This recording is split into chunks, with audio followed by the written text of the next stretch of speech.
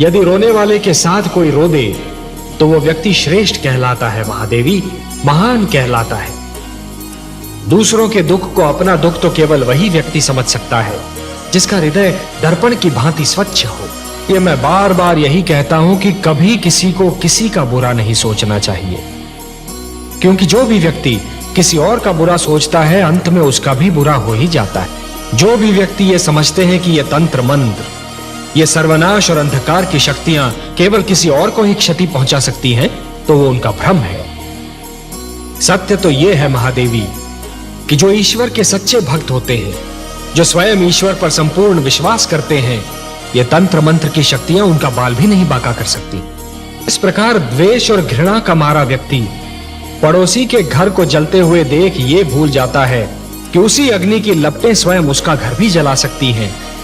उसी प्रकार जो व्यक्ति तंत्र मंत्र में विश्वास करता है वो ये भूल जाता है कि यही तंत्र मंत्र की शक्तियां स्वयं उसका भी सर्वनाश कर सकती हैं। सत्य तो ये है महादेवी कि स्वयं मैं अपने भक्तों के वश में हूं।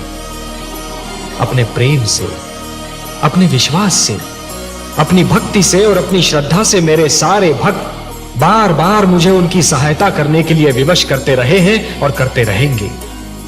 और मुझे अपनी इस विवशता पर कितनी प्रसन्नता होती है, इसका मैं क्या वर्णन करूं महादेवी, इसका मैं क्या वर्णन करूं महादेवी।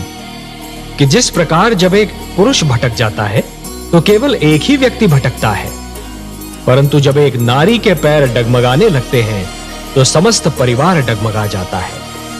उसी प्रकार जब एक शिष्य भटकता है तो केवल एक ही छात्र भटक जाता है, परंतु जब एक गुरु भटक जाता है महादेवी तो समस्त छात्र समाज भटक जाता है। महादेवी, जो मृत्यु से डरते हैं वो जीवन जीने के लिए सिद्धांतहीन समझौते करने लगते हैं, और ऐसा सिद्धांतहीन जीवन मृत्यु से भी बुरा होता है महादेवी।